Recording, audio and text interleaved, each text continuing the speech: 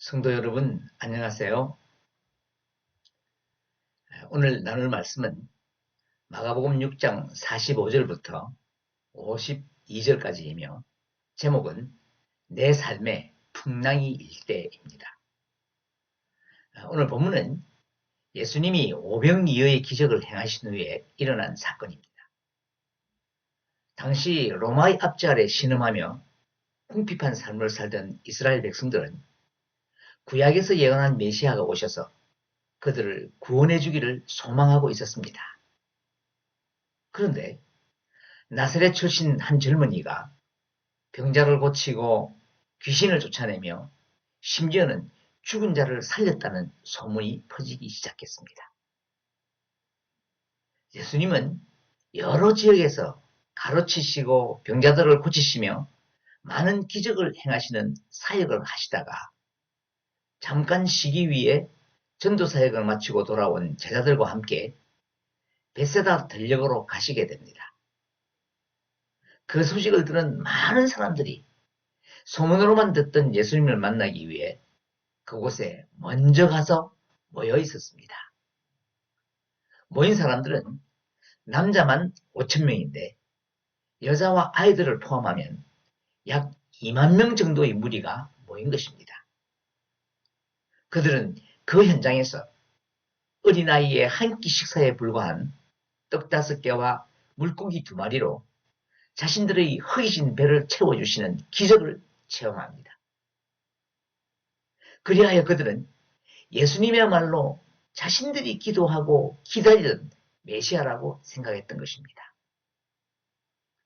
요한복음의 기록을 보면 그래서 그들이 예수님을 임금으로 삼으려고 했습니다. 요한복음 6장 14절 15절을 함께 읽겠습니다. 그 사람들이 예수께서 행하신 이 표적을 보고 말하되 이는 참으로 세상에 오실 그 선지자라 하더라.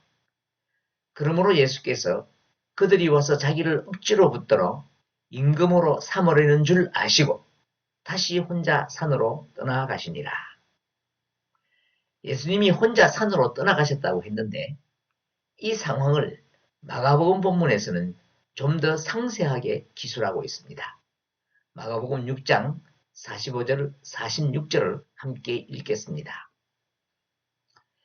예수께서 즉시 제자들을 재촉하사 자기가 무리를 보내는 동안에 배 타고 앞서 건너편 벳세다로 가게 하시고 무리를 작별하신 후에 기도하러 산으로 가시니라. 오병이어의 기적을 행하신 후에 예수님은 3가지의 일을 하셨습니다. 제일 먼저 제자들을 배 타고 건너편으로 가게 합니다. 본문에서 제초가사로 번역된 헬라어 아난카조는 억지로 무엇을 하게 하다, 강제하다라는 뜻입니다. 그러니까 예수님이 강제로 급하게 서둘러서 제자들을 보낸 것입니다. 그 이유는 제자들의 마음이 기적에 사로잡히지 않도록 하기 위함입니다. 제자들이 그 기적에 사로잡혀서 무리들처럼 예수님을 정치적 메시아로 생각할 것을 염려하신 것입니다. 지금 제자들에게 중요한 것은 예수님이지 예수님이 행하신 기적이 아닙니다. 예수님이 이 땅에 오신 근본적인 목적은 인간의 육체적인 필요를 채워주기 위함이 아니라 영혼을 구원하기 위하여 오신 것입니다. 성도들도 이 사실을 기억해야 합니다. 물론 주님은 우리의 연약함이나 육신의 필요도 채워주시는 분이십니다. 하지만 성도가 구할 것은 먼저 하나님의 나라와 그의 의를 구하여야 합니다. 나머지 필요는 하나님이 아시고 그것에 더하시는 것입니다. 그 다음에 예수님은 모인 무리를 해산시킵니다. 기적을 체험한 사람은 자칫 그 기적을 행한 자를 맹신하게 되고 기적을 행한 자는 자기가 행한 기적으로 그 사람들을 장악하여 자기 수단으로 삼으려는 유혹에 빠지기 쉽습니다. 그러나 예수님은 그 사람들을 장악의 수단으로 사용하지 않으셨습니다. 오히려 그 무리를 해산시켜 맹신의 기회를 주지 않으신 것입니다. 은혜와 기적의 장소가 탐욕과 우상숭배의 장소로 변하는 것을 막으신 것입니다. 자, 그런 후에 예수님은 혼자 산에 올라가셨습니다. 산은 사람들이 붐비는 장소가 아니기 때문에 예수님이 사람들에게 능력을 보일 필요가 없는 곳입니다. 예수님은 사람들의 환호보다 하나님을 만나는 기도를 선택하신 것입니다. 47절부터 49절까지 함께 읽겠습니다. 저물매 배는 바다 가운데 있고 예수께서는 홀로 무태에 계시다가 바람이 그스름으로 제자들이 힘겹게 노젓는 것을 보시고 밤 사경쯤에 바다 위로 걸어서 그들에게 오사 지나가려고 하시매 제자들이 그가 바다 위로 걸어오심을 보고 유령인가 하여 소리 지르니 예수님은 혼자서 하나님께 기도하시고 제자들은 배를 타고 건너편 벳세다로 가는 중이었습니다. 날은 저물어 캄캄한데 잔잔하던 바다에 갑자기 역풍이 불어 풍랑이 일기 시작합니다. 제자들은 그 바람을 이기기 위해 힘겹게 노를 젓고 있었습니다. 여기서 힘겹게라고 번역된 헬라어는 바사니조인데 고문을 하다, 고통을 주다라는 의미로서 제자들이 고문을 당하는 것과 같은 엄청난 고난에 처해 있다는 표현입니다. 자, 그런데 이 백길은 예수님이 명령하셨고 제자들은 그 명령에 순종한 것입니다. 그런데도 그들에게 엄청난 시련이 닥친 것입니다. 조금 전에는 예수님의 말씀에 순종했더니 오병 이어의 기적이 일어났는데 지금은 예수님께 순종한 결과가 고난입니다. 이것이 성도들이 신앙생활을 하며 갈등하게 되는 이유입니다. 지금까지 하나님의 말씀에 순종하며 하나님의 은혜로 잘 살아왔다고 생각했는데 특별한 이유 없이 갑자기 고난이 닥칩니다. 이때 성도들은 믿음이 흔들리기가 쉽습니다. 그런데 조금 전에 말씀드린 힘겹게로 번역된 헬라어 바사니조는 시험하다는 뜻도 동시에 가진 단어입니다. 그러므로 예수님이 제자들을 재촉하여 강제로 가게 하시고 그 백길에서 풍랑을 만나게 하신 것은 제자들을 훈련시키기 위한 시험인 것입니다. 이와 같이 성도의 삶에 불어오는 시련의 바람도 우리를 단련시키시는 하나님의 방법인 것입니다. 이 사실을 믿으시고 오직 하나님의 인도하심을 바라며 말씀과 기도로 그 시험을 이기시기 바랍니다. 본문에서 바람이라는 말은 헬라어로 아네모스인데 똑같은 단어가 에베소서 4장 14절에서는 풍조라고 번역되어 있습니다. 우리 함께 읽겠습니다. 이에 우리가 이제부터 어린아이가 되지 아니하여 사람의 속임수와 간사한 유혹에 빠져 온갖 교훈의 풍조에 밀려 요동하지 않게 하려 함이라. 그러므로 마가복음 본문에서 불어오는 거스르는 바람은 사람의 속임수와 간사한 유혹에 빠지게 하는 온갖 풍조를 상징한다고 이해할 수 있습니다. 그리고 성경에서 바다는 가끔 세상을 비유하는 단어로 쓰이기도 합니다. 그러므로 바다에서 일어난 그 바람은 세상의 풍조를 상징하는 것이라고 해석할 수 있습니다. 그렇다면 제자들이 바람을 이기기 위해 힘겹게 노를 젓는 모습을 영적으로 해석하면 세상의 어떤 풍조에 흔들리고 있다는 것을 보여주는 것입니다. 그 풍조는 바로 예수님을 정치적 메시아로 알고 왕으로 삼으려는 것입니다. 제자들은 이 풍조의 마음이 흔들려 힘겨운 시험을 당하고 있는 것입니다. 이 장면을 예수님이 보시고 바다 위를 걸어서 제자들에게 가시는데 그 시각이 밤 사경쯤이라고 했습니다. 본문에서 경어로 번역된 헬라어는 필라케인데 보초, 당직이라는 뜻을 가진 단어입니다. 그 당시 로마에서는 오후 6시에서 다음날 오전 6시까지를 4구간으로 나누어서 야간에 사교대 보초를 썼는데 나누어진 시간을 필라케로 불러서 1경, 2경, 3경, 4경이라고 했던 것입니다. 그러니까 4경은 새벽 3시부터 6시까지를 말하는 것입니다. 이 시간은 가장 어두운 시간인 동시에 새날이 시작되는 시간이기도 합니다. 지금 폭풍을 만나 공경에 처한 제자들이 바로 그 교차점에 놓여 있는 것입니다. 자, 그런데 본문을 보면 예수님이 제자들에게 오셔서 지나가려고 하셨다라고 하여 마치 공경에 처한 제자들을 외면하신 것처럼 보입니다. 그러나 여기서 지나가려고 하셨다는 말은 1장 16절에서 예수님이 지나가시다가 베드로와 안드레를 부르신 것처럼 예수님의 특별한 임재를 나타내는 표현입니다.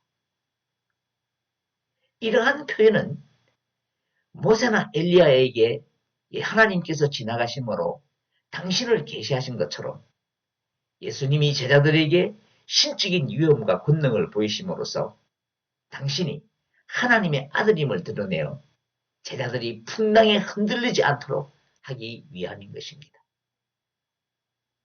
마찬가지로 우리 인생의 풍랑이 이러 공경에 처할 때는 어둠에 가려서 아무것도 보이지 않습니다. 그러나 바로 그때가 주님이 새로운 길을 준비하시며 우리에게 걸어오시는 시간입니다. 사랑하는 여러분, 이렇게 주님은 성도의 시련을 외면하지 않으시고 나를 위하여 바다 위를 걸어오시는 분이십니다. 혹시 지금 고난 중에 계신 분이 있다면 이 사실을 믿으시고 찾아주시는 주님 바라보며 시련의 시험을 이기시기 바랍니다. 자, 그런데 제자들은 바다 위로 걸어오시는 예수님을 알아보지 못하고 유령이라고 소리 지르며 무서움에 떨고 있었습니다. 이것이 문제입니다. 그들은 이미 거라사인의 지방으로 배를 타고 건너갈 때 예수님이 바람과 바다를 잠잠케 하신 것을 경험한 자들입니다. 그럼에도 제자들은 그스르는 바람 앞에 영적인 눈이 흐려져서 주님을 알아보지 못한 것입니다. 이것은 비단 제자들만의 문제가 아니라 오늘날 우리의 문제이기도 합니다. 이미 주님을 만나 은혜도 체험했지만 때때로 거스르는 바람 같은 세상의 풍조에 영적인 눈이 흐려져서 주님을 보지 못합니다. 그러므로 성도는 항상 경건의 훈련을 하며 영적으로 깨어 있어서 지나가시는 주님을 볼 수 있어야 하는 것입니다. 50절, 51절을 함께 읽겠습니다. 그들이 다 예수를 보고 놀람이라. 이에 예수께서 곧 그들에게 말씀하여 이르시되 안심하라 내니 두려워하지 말라 하시고 배에 올라 그들에게 가시니 바람이 그치는지라 제자들이 마음에 심히 놀라니. 같은 기사를 기록한 마태복음에는 마가복음이 생략한 부분을 좀 더 상세하게 기록하고 있습니다. 마태복음 14장 26절부터 29절까지를 찾아서 함께 읽겠습니다. 제자들이 그가 바다 위로 걸어오심을 보고 놀라 유령이라 하며 무서워하여 소리 지르거늘 예수께서 즉시 이르시되 안심하라 나니 두려워하지 말라. 베드로가 대답하여 이르되 주여 만일 주님이시거든 나를 명하사 물 위로 오라 하소서 하니 오라 하시니 베드로가 배에서 내려 물 위로 걸어서 예수께로 가되. 여기에는 베드로라는 이름이 명시되어 등장하고 있습니다. 놀라서 유령이라고 소리치는 제자들에게 예수님이 안심하라 나니 두려워하지 말라고 말씀하셨습니다. 그러면 제자들은 안심하고 주님을 맞으면 되는데 베드로는 아주 놀라운 제안을 합니다. 만일 당신이 예수님이면 자기를 물 위로 걷게 하라고 합니다. 베드로의 이 제안은 무리를 걸어오시는 분이 예수님이 아닐 수 있다는 의심에서 한 말이 아닙니다. 그는 이미 예수님임을 확신하고 있었습니다. 그것은 주여라고 부르는 호칭에 잘 나타나 있습니다. 그러므로 베드로의 이 제안은 예수님이 명하시기만 하면 자신도 무리를 걸을 수 있다는 믿음을 예수님께 고백한 것입니다. 주님은 그 믿음의 고백에 응답하셔서 오라고 명하시고 베드로가 무리를 걷게 됩니다. 그런데 도중에 문제가 발생합니다. 마태복음 14장 30절부터 32절까지 읽겠습니다. 바람을 보고 무서워 빠져가는지라 소리질러 이르되 주여 나를 구원하소서 하니 예수께서 즉시 손을 내밀어 그를 붙잡으시며 이르시되 믿음이 작은 자여 왜 의심하였느냐 하시고 배에 함께 오름에 바람이 그치는지라. 믿음으로 바다 위를 걷던 베드로가 바람을 보는 순간에 무서움이 몰려왔고 동시에 물에 빠지게 됩니다. 그리하여 절박한 목소리로 주님께 구조 요청을 했습니다. 그때 예수님은 베드로를 향하여 손을 내밀며 믿음이 적은 자여 왜 의심하느냐라고 말씀하시며 물에 빠져가는 베드로를 붙잡고 함께 배에 오르십니다. 그러자 바람이 그쳤습니다. 우리는 여기서 한 가지 주의 깊게 살펴보아야 할 것이 있습니다. 베드로가 무리를 걸어간 장면입니다. 처음에 베드로는 주님이 말씀하시면 자신도 무리를 걸을 수 있다는 확고한 믿음을 지니고 있었습니다. 그런데 예수님을 향하던 시선을 바람에 빼앗기는 순간에 그는 물속으로 빠져갔습니다.